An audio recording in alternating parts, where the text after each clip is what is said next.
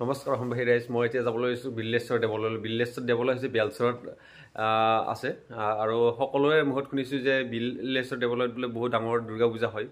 সেইকাৰণে ময়ো ওলালোঁ আজি, আপোনালোককো দেখাম বুলি ভাবিছোঁ, নিজেও চাওঁ বুলি ভাবিছোঁ। বিল্লেশ্বৰ দেৱলৈত বোলে বহুত ডাঙৰ বলি হয়, চ' বহুত দূৰৰ দূৰৰ যাত্ৰীবিলাক আহে। দুৰ্গা পূজা বহুত ডাঙৰ দুৰ্গা পূজা হয়, বহু ডাঙৰ ডাঙৰ ইউটিউব চেনেলৰ মানে কি ইউটিউবাৰবিলাকো আহে বুলি শুনা পাইছিলোঁ। চ' আজি মই নিজেও যাওঁ আৰু বহুত নিউজ চেনেলবিলাক এইবিলাক পৰ্টেলবিলাক আহে বুলি কৈছিলে, সেইকাৰণে মই আজি যাবলৈ ওলাইছোঁ।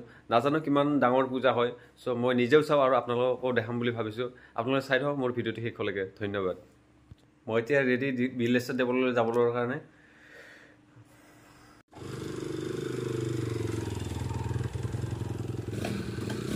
এতিয়া গাড়ীত তেল ভৰাই আছোঁ, গাড়ী চাড়ীত তেল ভৰাই লৈ একদম ফুল টেংকি কৰি ল'ম। এতিয়া গাড়ী বহুত দূৰ যাব লাগিব যিহেতু, আপোনালোকে চাই থাকক ভিডিঅ'টো শেষলৈকে।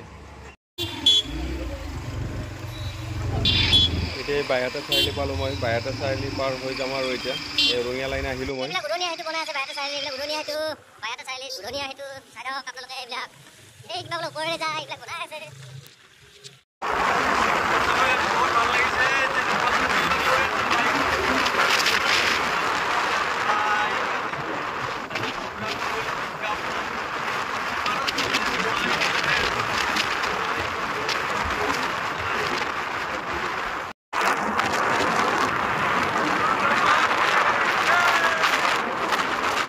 এইখন হৈছে নলবাৰীৰ মুখ্য গেট। এইখনৰ পৰা আমি আৰু 15 কিলোমিটাৰমান ভিতৰত যাব লাগিব। 15 কিলোমিটাৰমান গৈ আমি পাই যাম মন্দিৰটো।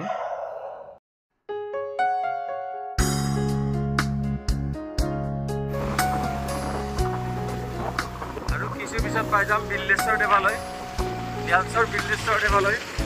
এতিয়া নলবাৰীৰ পৰা কিছু ভিতৰত আহিছোঁ আমি।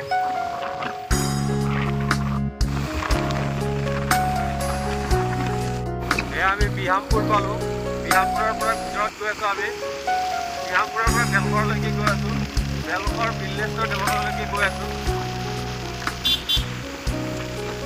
আৰু ইয়াৰ পৰা বেছি দূৰ নাই আৰু চাগে 2 কিলোমিটাৰমান আছে আৰু 2-3 কিলোমিটাৰৰ ভিতৰত পাই যাব লাগে।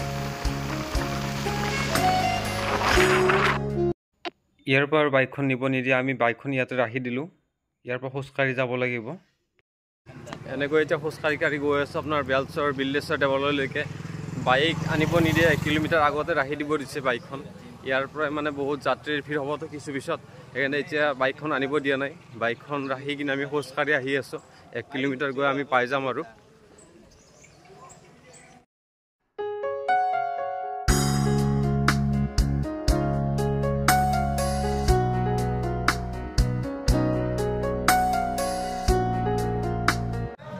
ইয়াতে বিভিন্ন ধৰণৰ দোকানসমূহ আছে, লগতে চাকি বন্তিৰ দোকানবিলাক আছে। মই ইয়াতে অলপ কিছু পিছত আমি চাকি বন্তিবিলাক লৈ ল'ম।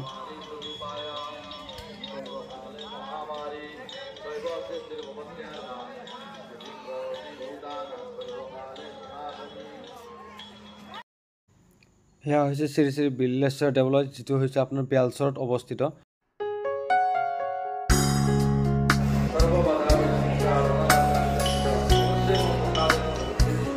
মা দুৰ্গা দেৱীৰ ওচৰত চাকি দিবৰ কাৰণে মই চাকি ধূপ ল'ব আহিছোঁ ইয়াতে।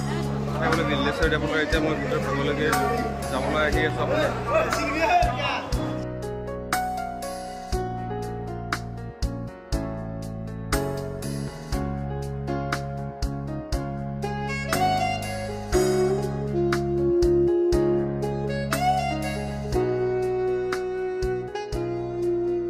আপোনাৰ ৰজা মহাৰাজাৰ দিনৰ যি শিৱ মন্দিৰ, পুৰণি শিৱ মন্দিৰ, সেই শিৱ মন্দিৰভাগ আপোনালোকক দেখাবলৈ গৈ আছোঁ মই।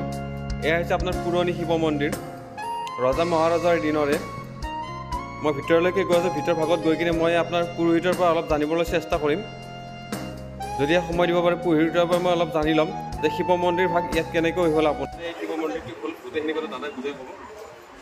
আজিৰ পৰা 2000 বছৰ আগতে লাখবেক্ষৰ ৰজাৰ দিনত ইয়াতে টিলা সতী আছিলে। সেই টিলা সতীখন মেৰিনা চুক আছিল আৰু এজন ব্ৰাহ্মণৰ কপিলী গৰু আছিলে। সেই গৰুজনে ইয়াত গাখীৰ দিয়ে, ঘৰত দিয়ে আৰু তেতিয়া ব্ৰাহ্মণজনে আহি চাই দেখিলে যে ইয়াত গাখীৰ আপোনাৰ দি আছে গাইজনীয়ে তেতিয়া খান্দি চাই দেখিলে তাতে এটা শিৱলিংগ আছে আৰু তেতিয়া ৰাজধানী আছিল বিশ্বনাথ চাৰিআলি এই বিশ্বনাথ চাৰিআলিৰ এই ৰজা দাসংক ৰজাই যেতিয়া গম পায় এই বস্তুটো উঠাই নিয়াৰ কাৰণে চেষ্টা কৰিছিল আৰু তেতিয়া যেতিয়া নোৱাৰিলে উঠাই নিব হাতী লৈ যেতিয়া খান্দি উঠাই নিব লাগিছিল নোৱাৰিলে তেতিয়া ৰজাই ইয়াতে সপোন দেখুৱালে আৰু ইয়াতে স্থাপন কৰি পূজা কৰে সেই ব্ৰাহ্মণজনৰ যোনটো গুৰু আছিল ৰূপনাৰায়ণ দেৱ শৰ্মা তেওঁলোকে পূজা পাতলৰ দায়িত্ব দিয়ে আৰু বাকী সমাজক পাইক হিচাপে লৈ বিভিন্ন প্ৰকাৰৰ এই মন্দিৰৰ ভাগ বিতৰণ কৰি দিয়ে আৰু সেই তেতিয়াৰ পৰা এই মন্দিৰটো চলিছে আৰু ৰাণী ফুলেশ্বৰীৰ দিনৰ পৰা আমাৰ ইয়াত দুৰ্গা পূজা আৰম্ভ হয় বিলিলেশ্বৰ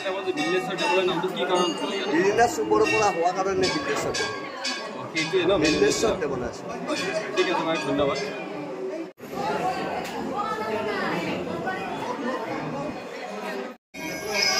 দেৱী মাৰ ওচৰত সেউজীয়া পাৰসমূহ কি সুন্দৰকৈ আছে থাপনাখনৰ তলতে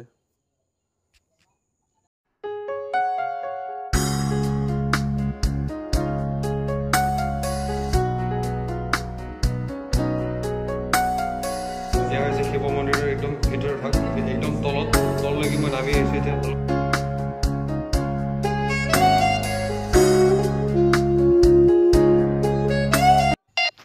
ইয়াতে 9বিধ গছৰ পাতেৰে মা দুৰ্গা দেৱীক সজাই পৰাই তোলা হয় আৰু ইয়াতে এনেকৈ পূজা পাৰ্বণবিলাক কৰা হয় মা দুৰ্গা দেৱীক কেনেকৈ পূজা কৰা হয় সব দাদাই গোটেই কথা বুজাই দিব আমাক হয় মই শ্ৰী শ্ৰী বিল্লেশ্বৰ দেৱালয় ৰজাদিনীয়া দেৱী দেৱালয় ঐতিহাসিক দেৱালয় পূজাৰী হিচাপে উপস্থিত আছোঁ আজি আমাৰ মহানৱমী পূজা তেখেতে সুধিছে আমাৰ এই মানে আমাৰ মূৰ্তি নহয় প্ৰতিমাটোৰ বিশেষত্ব কি আমাৰ এইটো মানে নৱপত্ৰিকা তাত 9বিধ গছৰ পাতেৰে জানে নৱপত্ৰিকাত কি থাকে তাত ৰামকল গছৰ পুলি এডাল মানে স্থাপন কৰা হয় কৰি তাত আমাৰ মেইন যিখন মানে প্ৰতিমা দুৰ্গা দেৱীৰ মানে সেইখন মানে মূল্যৱান নকওঁ আমি এইখন তলত প্ৰতিষ্ঠা কৰি 9 দিন পূজা হয় 9টাৰ আজি মানে শিৱৰাত্ৰিৰ ৰূপৰ পূজা তাৰপিছত কালি আকৌ ঘূৰি ঘূৰি 6স্থানলৈ গুচি যাব এনেকৈ সমাপন হ'ব নৱপত্ৰিকাটো আমাৰ দেৱান পুখুৰীত মানে বিসৰ্জন হ'ব এনেকৈ চলি থাকে আপোনালোকৰ ইয়াতে হয় হয় আমাৰ ইয়াত নদীত মানে বিসৰ্জন নহয় দেৱীটো ৰজাৰ দিনৰে মানে পৰম্পৰা আমাৰ মানে দেৱান পুখুৰী যি এইটো আছে 1 কিলোমিটাৰ দীঘল সেইটোত মানে হেৰি মানে বিল্লেশ্বৰ দেৱালয় 3 শতাব্দী নাগাই ৰজাই স্থাপন কৰিছিল এইখিনি বছৰ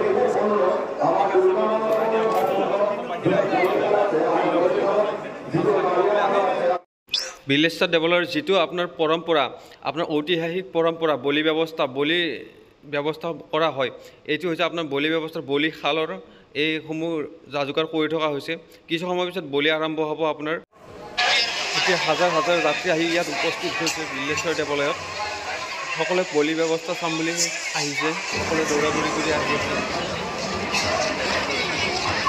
আপোনালোকে দেখি আছে চাওক কেনেকুৱা ভিৰ বলি পূজা চোৱাৰ কাৰণে মানুহৰ কিমান ভিৰ ইয়াতে হাজাৰ হাজাৰ যাত্ৰী আহি ইয়াত জমা হৈছে ইয়াতে বহুত দূৰ দূৰণিৰ পৰা যাত্ৰীবিলাক আহিছে ইয়াতে আপোনালোকে দেখি আছে চাওক কেনেকুৱা ভিৰ বলি পূজা চোৱাৰ কাৰণে মানুহৰ কিমান ভিৰ আপোনালোকে দেখি আছে যে ইয়াতে কেনেকুৱাকৈ বলি ব্যৱস্থা কৰা হয় বলিৰ দ্বাৰা মা দুৰ্গা দেৱীক আপোনাক সন্তুষ্টি কৰা হয় মা দুৰ্গা দেৱীক সন্তুষ্টি কৰাৰ কাৰণে ইয়াত বলি পূজা কৰা হয় এয়া চাওক কিমান ভক্তৰ ইয়াত ভিৰ আপোনাৰ হাজাৰ হাজাৰ ভক্ত আহি ইয়াত উপস্থিত হৈছে এতিয়া আমি দেখিবলৈ পাই আছে যে ইয়াতে কিমান ভক্তৰ ইয়াত জমা হৈ গৈছে কিমান ভিৰ হৈ আছে আজি মহানৱমীৰ দিনা মা দুৰ্গা দেৱীক আপোনাৰ বলিৰে আপোনাৰ সন্তুষ্টি কৰা হয় ইয়াত বলিসমূহ ইয়াত চলি আছে বৰ্তমান প্ৰথম বলি হৈ গ'ল ছাগলী বলি তাৰপিছত কোমোৰা বলি তাৰপিছত মৌ বলি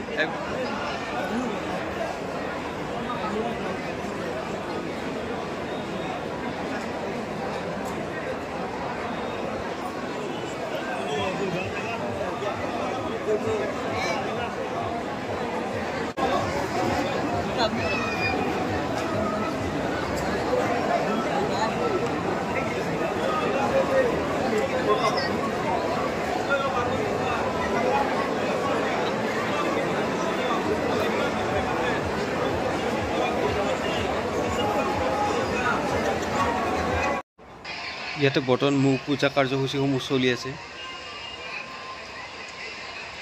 ইয়াতে চাবৰ কাৰণে বিভিন্ন ৰাজ্যৰ পৰাই বিভিন্ন দূৰ দূৰণিৰ পৰা বিভিন্ন ধৰণৰ আপোনাৰ যাত্ৰী আহি উপস্থিত হৈছে, বিভিন্ন ভক্তগণ ৰাইজ আহি ইয়াত উপস্থিত হৈছে। আপোনালোকে চাওক কিমান দূৰ দূৰণিৰ পৰা আহিছে এইবিলাক যাত্ৰী, কিমান হাজাৰ হাজাৰ যাত্ৰী আহি ইয়াত উপস্থিত হৈছে।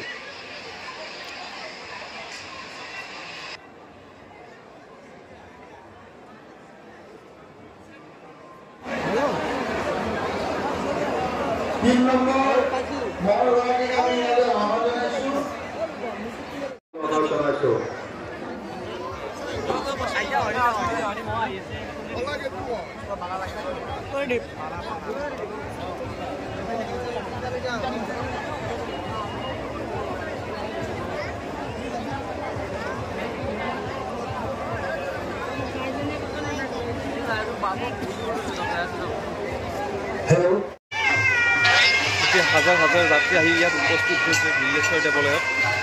সকলোৱে পলি ব্যৱস্থা চাম বুলি আহিছে, সকলোৱে দৌৰা দৌৰি কৰি আহি আছে।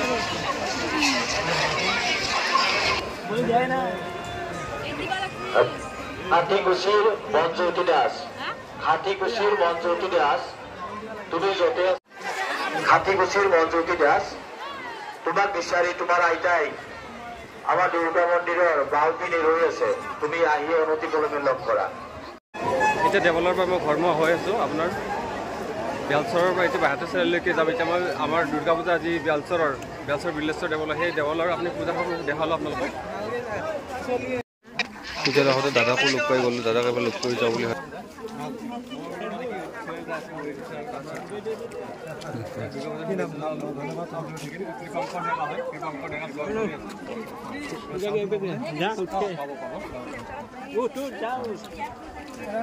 তোমাৰ চেনেলৰ যোগেদি বাৰু কেতিয়া কৰিব নাজানো। হয় হয়, মই কাইলৈকে মানে দি দিম আৰু এডিটিঙত অলপ সময় লাগে। হয় হয়, এডিটিঙত টাইম লাগে।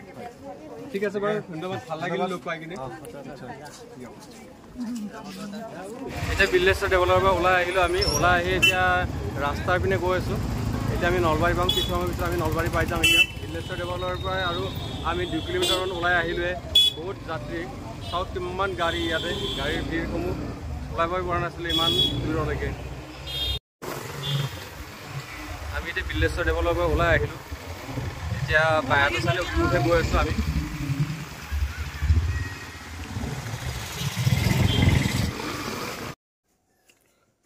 সমূহ অসমবাসীকে মই ধন্যবাদ জনাইছোঁ মোৰ ভিডিঅ'টো চাই থকাৰ কাৰণে।